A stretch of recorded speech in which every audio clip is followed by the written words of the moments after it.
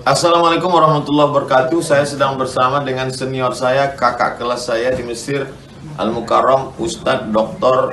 Damanhur Abbas. Nikmati kajian-kajian tausiah beliau yang bergizi, berkualitas di channel Ustadz Damanhur Abbas. Jangan lupa tonton, subscribe, like, share, and comment. Assalamualaikum warahmatullahi wabarakatuh.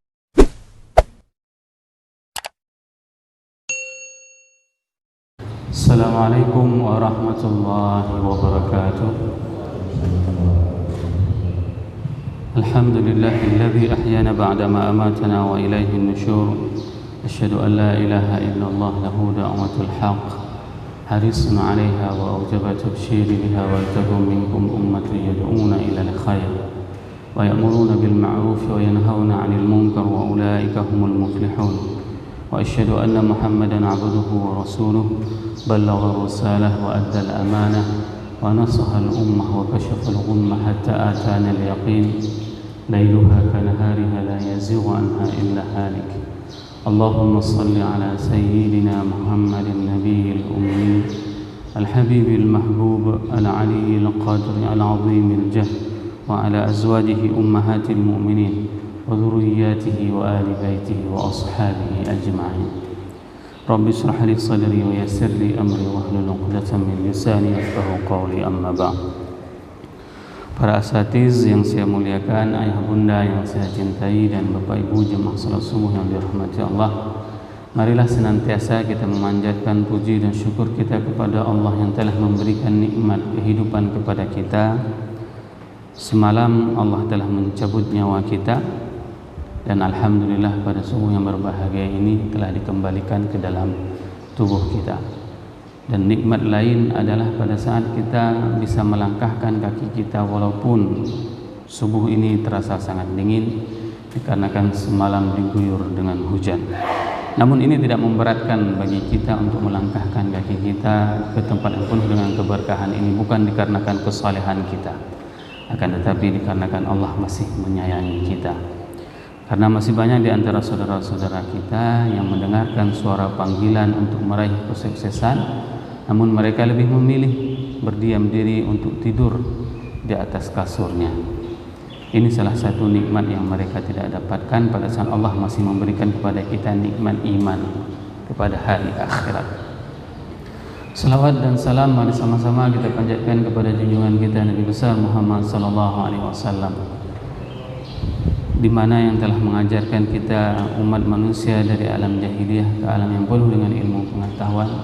Kalaulah seandainya Allah tidak mengirim baginda Rasulullah, maka kita tidak tahu bagaimana harus memperlakukan waktu subuh hari, dan kita tidak tahu harus melakukan apa pada saat kita terbangun dari tempat tidur kita.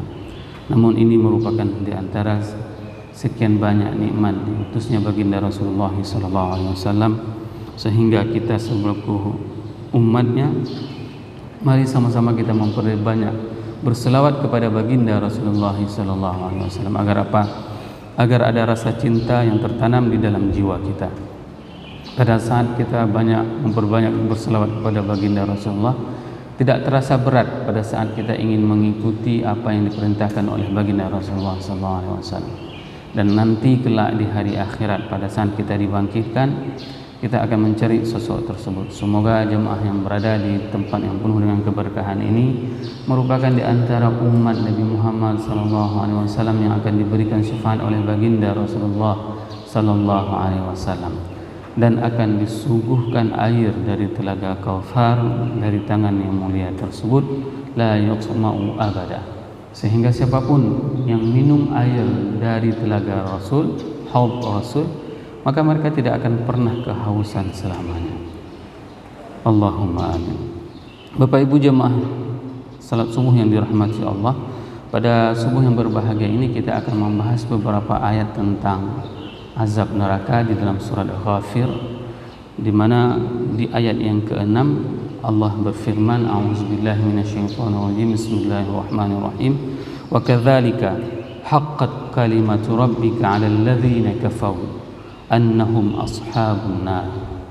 Dan demikianlah ditetapkan kalimat Tuhanmu 'alal ladzina kafaru, terhadap orang-orang kafir, annahum ashabun nar, Sesungguhnya mereka itu adalah penghuni neraka. Ada hal yang menarik Bapak Ibu jemaah salat subuh yang dirahmati Allah. Pada saat di ayat yang ke-6 ini Allah mengatakan telah ditetapkan kepada orang-orang kafir bahwasanya bagi mereka itu adalah azab neraka. Yang perlu dilihat dari surat Al-Ghafir ini adalah dari konteks awalnya. Syekh Muhammad Mutawalli Sya'rawi di dalam tafsirnya menjelaskan bahwasanya ini merupakan salah satu surat yang diawali dengan hawamim. Hawamim itu adalah huruful muqatta'. Huruful muqatta' itu adalah huruf-huruf yang terdiri dari sendirinya. Kalau seandainya kata-kata misalnya kataba itu dibaca dengan kataba, maka dia bisa bermakna, dan kita mengetahui maknanya, menulis. Kalau kutiba itu ditulis. Karena beda bacaan, beda arti. Nah, pada saat kita bertemu dengan hawami, dengan huruf-huruf muqatta'ah di dalam Al-Quran, itu biasanya terdiri dari ada yang 1 huruf, ada yang 2 huruf, ada yang 3 huruf, ada yang 4 huruf. Huruf-huruf yang terpisah seperti itu. Misalnya yang 1 huruf misalnya seperti qaf, nun, itu dia berdiri tunggal sendiri. Apa artinya? Setiap terdapat huruf-huruf seperti ini dikarenakan pada awal surat Al-Ghafir Allah membuka dengan Hamim. Apa maknanya? Maknanya itu adalah ini merupakan hal yang gaib.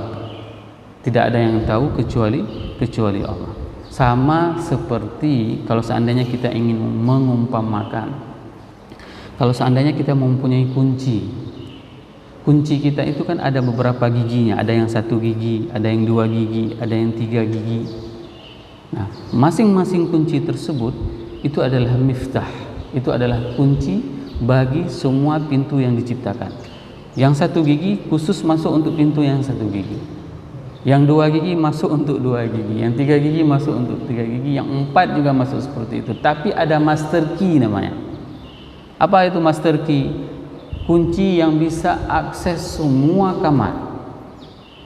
Nah, pemahamannya pada saat Allah menyampaikan hal-hal seperti ini adalah hal-hal yang gaib. Kenapa hal yang gaib? Karena tidak ada yang tahu maknanya kecuali Allah yang mengatakannya. Kita selaku hambanya, maka kita wajib beriman terhadap hal-hal yang gaib. Kenapa? Karena kita akan loncat terus ke ayat 7. Ini yang sangat penting. Alladzina yahmiluna al-'arsya wa man hawlahu yusabbihuna bihamdi rabbihim wa yu'minuna bihi wa yastaghfiruna lilladzina amanu rabbana wasi'ta kulla syai'in rahmatan wa 'ilman faghfir lilladzina tabu wattaba'u sabilaka wa qihim 'adzabal jahim. Ini merupakan inti daripada keghaiban. Iman itu adalah percaya kepada sesuatu yang memang kita tidak melihat dengan mata. Ini inti iman. Kalau seandainya Bapak Ibu telah melihat sesuatu, itu bukan namanya iman. Itu namanya syahadah. Itu namanya kesaksian. Ya, seperti misalnya Ibu melihat saya, Bapak Ibu semuanya melihat saya pada subuh yang berbahagia ini duduk di sini, di atas meja ini, di mimbar ini, di majelis ilmu ini. Ini bukan namanya keimanan. Kenapa? Karena dilihat dengan mata kepala. Akan tetapi yang dinamakan dengan keimanan tersebut adalah sebagaimana yang kita itu tidak melihat dengan kasat mata. Namun hal yang menarik Bapak Ibu jemaah yang dirahmati Allah adalah pada saat Allah mengungkapkan keimanan tersebut kepada malaikat. Bagaimana yang maksud? Alladzina yahmiluna al-'arsy wa man hawlahu yusabbihuna bihamdi rabbihim wa yu'minuna bih. Malaikat yang membawa arsy Allah, singgasana Allah, yusabbihuna bihamdi. Mereka itu mensucikan Allah dari segala hal. Malaikat itu kan sudah melihat langsung singgasana Allah. Malaikat itu kan melihat dengan mata kepala, ya, dengan langsungnya mereka melihat bahwasanya ada singgasana Allah dan bentuk kekuasaan Allah. Akan tetapi Allah menambahkan kata-kata wa yu'minuna bih,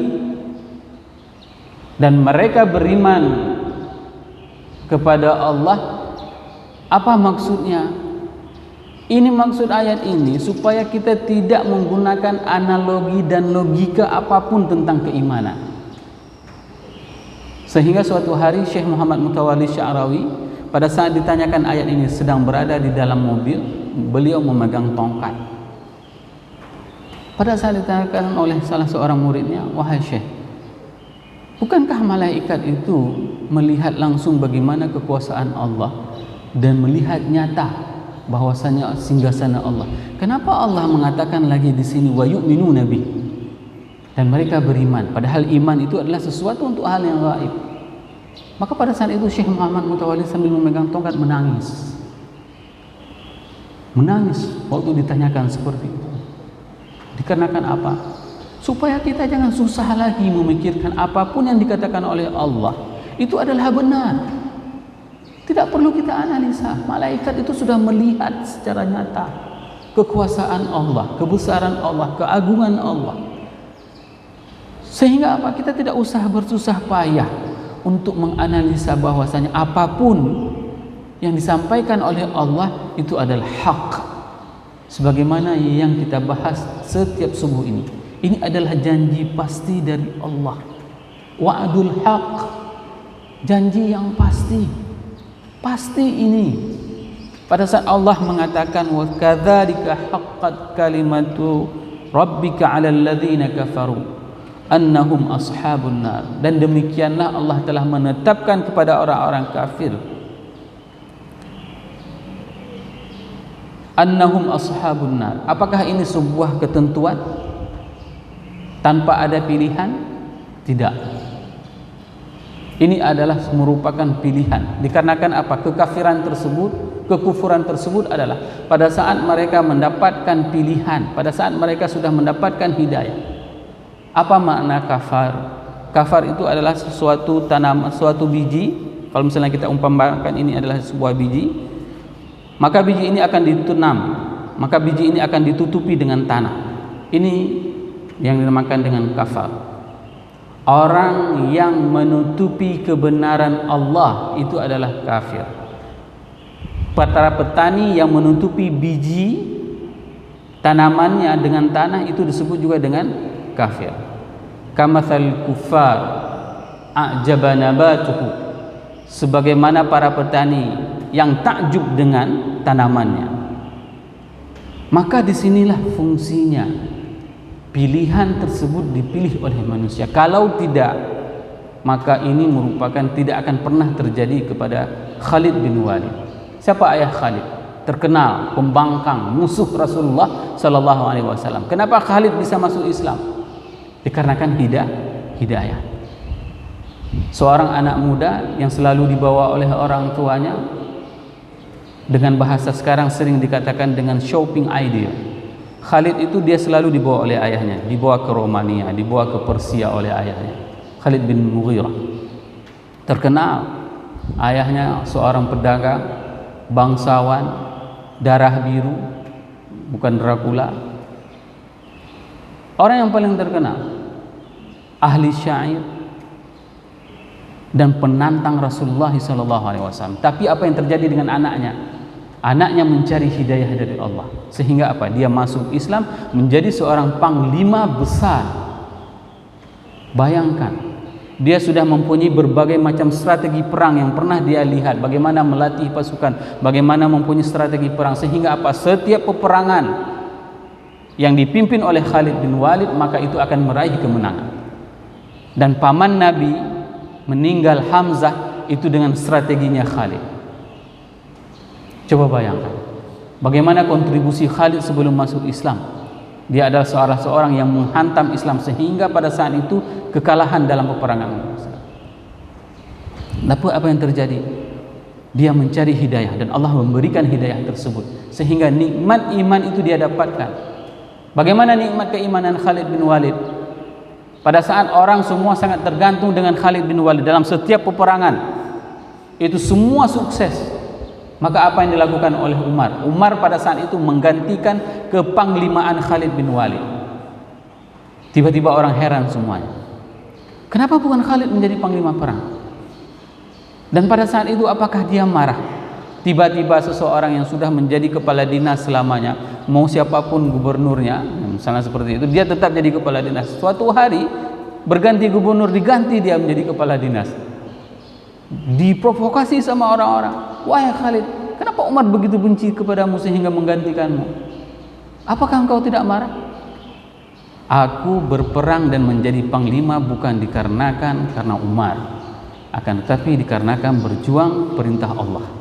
Selesai permasalahannya. Apapun posisi adalah jihad di jalan Allah, memperjuangkan li'ila'i kalimatillah. Ini jawaban dari Khalid. Sehingga apa? Dia tidak akan pernah merasa apa yang dinamakan dengan bahasa sekarang kuper. Dia tidak akan pernah merasa kuper, kepo bahasanya. Tidak akan pernah merasa seperti itu. Kenapa? Karena apapun yang diperintahkan selama itu adalah perintah dari Allah dan Rasulnya untuk meninggikan kalimat Allah dan Rasulnya, maka dia akan menerima dengan sami'na wa ata'na. Ini hal yang menunjukkan bahwasannya Allah memberikan pilihan kepada kita semuanya, sehingga orang-orang yang menutupi kebenaran tersebut, maka dia jadilah seperti Abu Lahab, Abu Jahal, Fir'aun. Ya. Ini adalah semua pilihan-pilihan, mau masuk Islam atau mau kafir. Hal yang sama juga terjadi kepada Ikrimah bin Abi Jahal.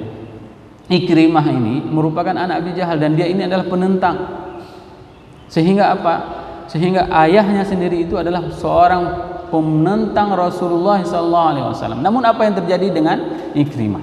Ikrimah adalah anak Abu Jahal, namun masuk Islam. Kenapa? Dikarenakan dia mencari hidayah tersebut. Pada saat Futuhul Makkah, pada saat itu Rasul membuat pengumuman, siapa saja yang tidak mau beriman kepada Allah dan Rasul, maka halal darah bagi mereka. Tapi bagi mereka yang beriman, maka aman bagi mereka. Pada saat itu ditanyakan, kalau seandainya ada yang bersembunyi di belakang kiswah, kiswah itu kain Ka'bah, berlindung di situ, walaupun mereka berlindung di balik kiswah, maka tebas mereka kalau mereka tidak beriman. Apa yang terjadi? Ikrimah pada saat mendengarkan pengumuman seperti itu, ketar-ketir melarikan diri dia dari Mekah, ingin menyeberangi lautan. Di tengah lautan terjadi ombak gelombang yang sangat besar. Pada saat itu salah seorang penumpang itu meminta agar apa? Ayo doakan kepada Tuhan. Agar apa? Agar kita diselamatkan dari gelombang ini. Pada saat itu dia terbetik di dalam jiwanya. Kenapa pada saat musibah seperti ini kita meminta doa kepada Allah dan meminta pertolongan kepada Allah, pada saat di darat kita tidak mau menyerahkan diri kita kepada Allah? Maka dia berputar balik untuk mengatakan keimanannya kepada Rasulullah SAW dan dia masuk dalam keadaan Islam. Ini merupakan nikmat yang Allah berikan kepada mereka yang mereka mau mencari hidayah tersebut. Sama juga seperti Wahsy. Siapa itu Wahsy? Siapa yang tidak kenal Wahsy? Manusia yang paling kejam pada saat dia belum masuk Islam. Apa yang dia lakukan? Dia belah dada Hamzah, lalu dia ambil jantungnya. Ada orang sekejam itu? Itulah Wahsy sebelum masuk Islam. Sehingga pada saat dia mendengarkan, ya ibadiyalladzina asrafu la taqnatu min rauhillah, wahai hamba-hamba Allah yang kelewat batas dalam melakukan kemaksiatan kepada Allah, la taqnatu min rauhillah, janganlah pernah berputus asa terhadap nikmat, terhadap rahmat Allah. Maka dia sadar, maka dia beriman, mengaku keimanannya kepada Allah dan Rasul. Ini adalah sebuah pilihan. Maka bagi mereka-mereka yang tetap memilih untuk menjadi kafir, maka Allah menetapkan sehingga apa? Sehingga mereka menjadi orang-orang yang penghuni neraka. Inilah yang dinamakan dengan keimanan, Bapak Ibu jemaah yang dirahmati Allah. Keimanan itu merupakan sesuatu yang sangat lezat apabila kita sudah mendapatkannya nikmat tersebut. Sama seperti lezatnya seseorang apabila sudah mendapatkan nikmat bersedekah. Lihatlah, Bagaimana seseorang itu bisa setiap subuh pada saat dia memasuki masjid, pada saat celengan masjid itu masuk lewat, maka dia akan bersedekah, dia akan berinfak. Tapi kalau seandainya orang tersebut menggunakan logikanya, dia akan melakukan apa? Pada saat celengan itu lewat, dia katakan, ini kotak celeng ditulis apa? Sedekah, kotak sedekah. Dia pakai logikanya. Apa logikanya? Sedekah itu boleh apa saja, termasuk senyum katanya. Maka pada saat celengan itu lewat, senyumlah dia. Kenapa? Karena setara dengan sedekah. Ini yang paling bahaya pada saat seseorang menggunakan logikanya untuk memahami ajaran agama ini, maka ini sangat-sangat bahaya. Lewat celengan infak dia senyumin saja. Kenapa? Karena sudah dihitung sebagai sedekah. Bukannya dia masukkan uangnya. Ini yang paling bahaya pada saat kita menggunakan logika untuk memahami agama ini. Ini merupakan di antara ayat yang disampaikan di awalnya tentang azab neraka, dan ada 4 ayat lagi tentang neraka di dalam surat Al-Ghafir. Tapi yang perlu ingin saya sampaikan Bapak Ibu jemaah yang dirahmati Allah, surat Al-Ghafir ini dimulai dengan hal pengampunan, bukan langsung azab. Ini hebatnya Allah, taqdimur rahmah 'alal azab, ya. Dimana pada saat dimulai surat Al-Ghafir ini adalah ghafirudz dzambi wa qabilut taubi syadidul iqabi dzut tauli la ilaha illa. Ini menunjukkan apa? Allah itu enggak kejam. Allah itu enggak bahagia nyiksa kita. Tapi Allah itu adalah mengkedepankan rahmatnya, mengkedepankan kasih sayangnya kepada kita. Namun manusia itu lebih enggan untuk memilih meraih kasih sayang Allah. Mereka lebih ingin memilih azab dari Allah. Inilah tabiat manusia. Maka ini adalah sebuah kesempatan yang sangat mahal yang masih Allah berikan kepada kita. Pada saat Allah masih memberikan umur panjang kepada kita, masih diberikan kesempatan untuk mengikuti pengajian, untuk memperbaiki kehidupan kita yang dulunya penuh dengan kemaksiatan, yang dulunya penuh dengan dosa. Kenapa? Karena semua dosa itu diampuni oleh Allah, ya, kecuali kesyirikan. Kesyirikan itu adalah sudah keluar dan dia tidak dikatakan dalam kategori dosa. Kenapa dikatakan dalam kategori dosa? Dikarenakan syirik itu dia sudah keluar dari keimanan. Semoga apa yang saya sampaikan ini bermanfaat kepada diri saya dan kepada jamaah semuanya, sehingga kita dapat meningkatkan keimanan kita dan kecintaan kita kepada Allah dan kepada Rasul. Subhanakallahumma wa bihamdik, asyhadu an la ilaha illa anta astaghfiruka wa atubu ilaik. Assalamualaikum warahmatullahi wabarakatuh.